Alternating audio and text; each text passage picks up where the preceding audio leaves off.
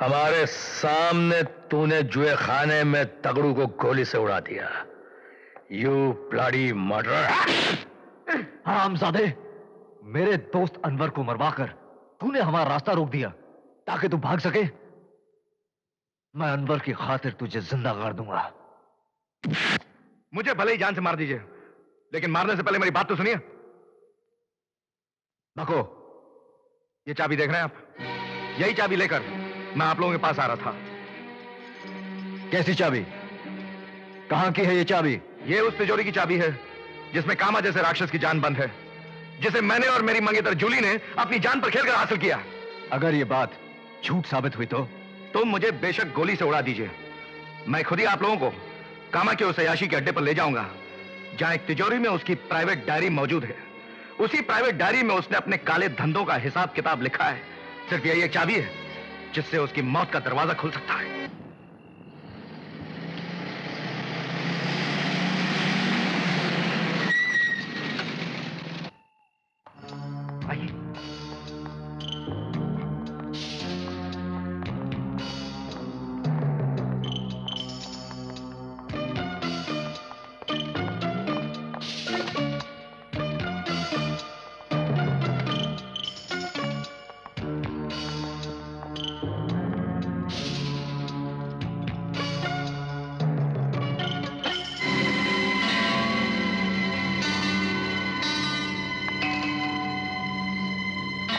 महाभारत, शिव पुराण, रामायण, भगवत गीता।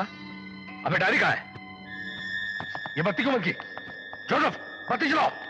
मैं कहता बत्ती चलाओ। जोसेफ, हरामजादा धोखा दे गया। खुद भी गायब है और चाबी भी गायब। इसमें भी कामा कोई नई चाल लगती है।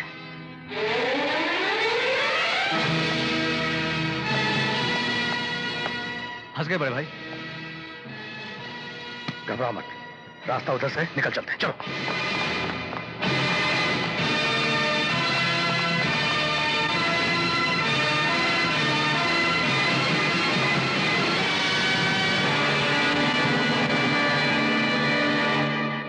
ये जिंदगी एक खेल है और हम सब खिलाड़ी। और जो खेल हम खेल रहे हैं उसमें और क्रिकेट में कोई फर्क नहीं है। पूरी टीम में अगर एक खिलाड़ी भी विश्वासघात कर दे, एक खिलाड़ी भी खेल ठीक से न खेले, तो टीम सामने वालों से हार जाती है। क्रिकेट में तो किसी दूसरे मैच में जीतने का चांस हो भी सकता है, लेकिन हमारे खेल में ऐसा नहीं होता। हमारे खेल में हमेशा जीतना ही पड़ता है, वरना खेल हमेशा हमेशा के लिए खत्म हो जाता है। इसीलिए हम आज यहां इकट्ठे हुए हैं ताकि ये जान सकें कि हमारे इस खेल में कौन सा खिलाड़ी हमारे साथ गद्दारी कर रहा है, जिसकी वजह से हम ये खेल हार रहे हैं। हम चाहते हैं कि सब अपनी अपनी जगह पर खड़े हो जाएं।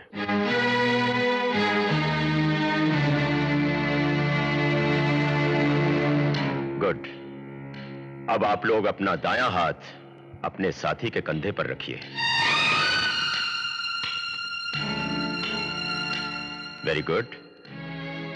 अब अपने अपने बाएं हाथ को बगल वाले की जेब में डालिए और जो कुछ भी मिले उसे निकालकर सामने टेबल पर रख दीजिए।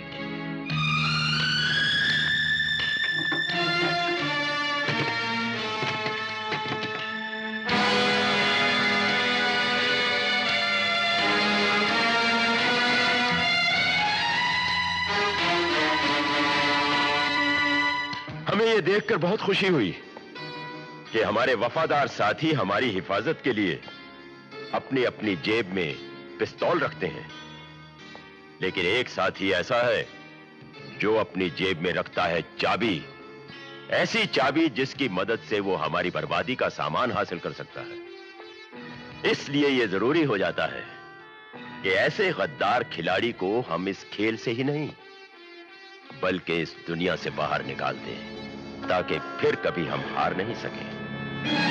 हम हार नहीं सकें। हम हार नहीं सकें।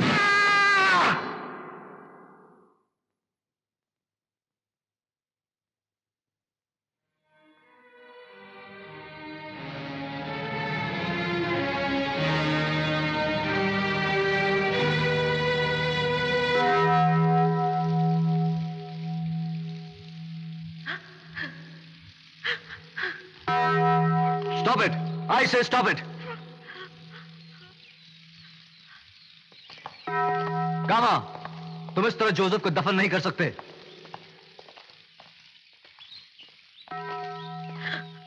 क्यों? क्या हुआ इंस्पेक्टर? लाश को दफनाने से पहले हम उसकी पोस्टमार्टम रिपोर्ट देखना चाहेंगे। लीजिए साहब, जिंदगी तो जिंदगी, अब हमारी मौत पर भी एतबार नहीं रहा पुलिस वालों को। जोसेफ मेरे छोटे भाई की तरह था, अपने बच्चों की तरह पाला था उसे। आज अचानक उसका इंतकाल हो गया तो बजाय मेरे आंसू पोंछने के मेरे जख्मों पर नमक छिड़कने आ गए आप लोग। मगरमच्छ के टेसुए बंद कर दे कामा, और ये लाश हमारे हवाले कर दे। तो आप समझते हैं कि जोसेफ को गैर कानूनी ढंग से दफनाया जा रहा है? देखिए, मैंने आज तक ना तो कोई गलत काम किया है और ना ही आज करूंगा। वकील साहब, इन्हें पोस्टमार्टम की रिपोर्ट और डेथ सर्टिफिकेट दिखा दीजिए। ये लीजिए पोस्टमार्टम की रिपोर्ट और डेथ सर्टिफिकेट। जोसेफ की मौत सीढ़ियों से गिरकर ब्रेन हैमरेज की वजह से हुई है।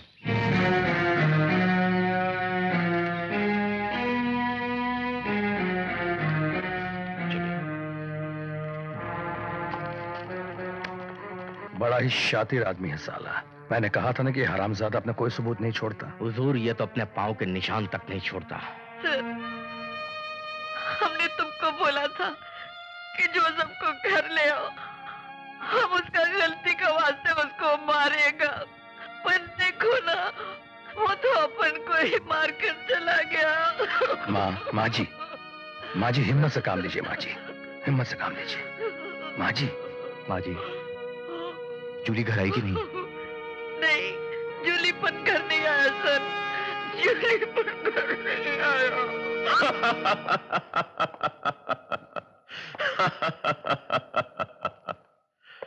ताला लगा के रखना, चाबी छुपा के रखना। हरामखोर, अब तू अपनी मर्जी से ना जी सकेगी ना मर सकेगी। सांस भी लेगी तो कामा की मर्जी से। सारी जिंदगी इसी कमरे में गुजारेगी तू। ओ जोसेफ, ओ जोसेफ। सर, कामा ने जोसेफ का इतनी सफाई से सफाया कर दिया कि कानून हाथ में लेकर हम लोग हाथ मलते ही रह गए। पर मक्खन सिंह, कामा को इससे ये एहसास तो हो गया होगा कि हम उसके हलक का कांटा बन चुके हैं। यही तो फिक्र मुझे भी है अविनाश, लेकिन कामा अपने हलक के कांटों की जड़ जमीन पे नहीं बल्कि दुश्मन के घर घुस के खोदता है। आप कहना क्या चाहते हैं बड़े भाई? अविनाश, आने वाले खतरे की गंध मुझे बड़ी दूर से मिल जाती है। मेरा कहा मानो भाई, रेनू का ख्याल रखना। कहीं ऐसा न हो कि कामा को घर में घुसकर भून डालूंगा अगर रेनू पे खरोच भी आ जाए। मेरा प्यार, मेरी जिंदगी है रेनू, उसकी हिफाजत करना मेरा फर्ज है। बिल्कुल फर्ज है, लेकिन तुम्हारे जीवन की रक्षा के लिए प्रार्थना करना उसका धर्म है। जानते हो ना, आज करवा चौथ है।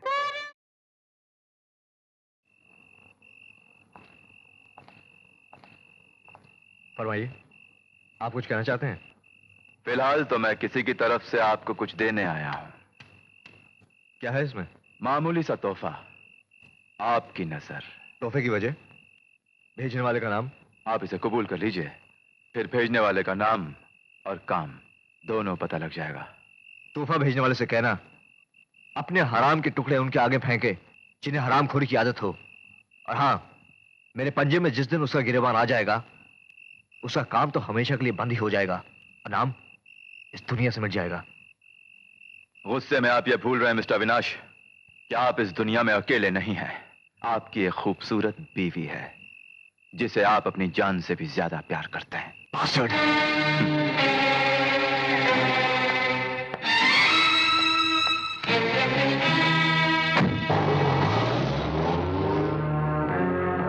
गुस्से में आप ये भूल रहे हैं मिस्टर अविनाश कि आप इस दुनिया में अकेले नहीं हैं।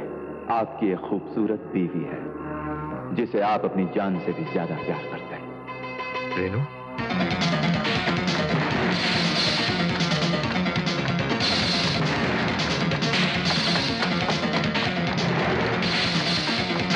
रेनू, रेनू, रेनू! मैं तुम्हारी बहुत ही करीब हूँ। चिल्लाकर दुनिया को बताना चाहते हो कि तुम मुझे बहुत प्यार करते हो? कब आई तुम मंदिर से? काफी देर हो गई। उस चांद को तो मैंने अर्घ दे दिया, अब जरा अपनी चांद की आरती उतार लूं, तब अन्न जल डालूंगी मुंह में।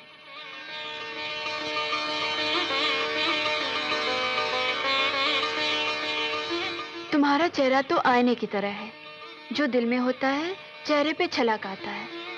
सच बताओ, आज तुम इतने परेशान क्यों हो? रेनू, जब से मैं शहर में आया हूं, मेरी जिंदगी एक तमाशा बनकर रह गई है। ना घर आने का कोई वक्त है, ना खाने का कोई वक्त, और ना ही मैं तुम्हारे साथ कोई वक्त गुजार सकता हूं। मैं सोचता हूं, अगर तुम कुछ दिनों के लिए दिल्ली चली जाओ, तुम्हारा दिल बहल जाएगा। तुमसे पल भर दूर रहकर भी मेरा दिल दहल जाता है, फिर तुमने कैसे सोच लिया कि तुमसे दूर रहकर मेरा दिल बहल जाएगा? अरे, सुहागनें तो आज पति की सलामती की प्रार्थना करती हैं, पर मैंने तो जन्मों जन्मों तक तुम्हारी अर्धांगिनी बनने की दुआ मांगी हूँ भगवान से। फिर आज जो खुशखबरी मैं तुम्हें दूंगी, उसे सुनकर दिल्ली बम्बई सब भूल जाओगे। ऐसी क्या बात है रेनू? सच? अब बोलो, छोटे थानेदार को बम्बई में देखना चाहोगे कि दिल्ली में? बम्बई में रेनू, बम्बई में।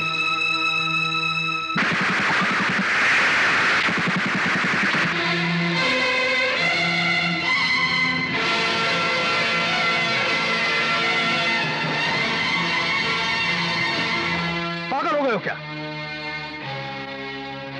जान से मार डालूंगा उन हरामजादों को, भेजा उड़ा दूंगा उन कमीनों का जिन्होंने रेनू पे गोली चलाई। कुत्तों को मारने से उसके मालिक का कुछ नहीं बिगड़ेगा अविनाश। हमें वार करने वालों को नहीं, वार करवाने वालों को खत्म करना है। और अब वक्त आ गया है जब हम कामा के हर गैर कानूनी सवाल का मुंह तोड़ जवाब देंगे। वो कैसे? मुझे खबर मिली है कि कल कसारा घाट से कामा का माल गुजरने वाला है।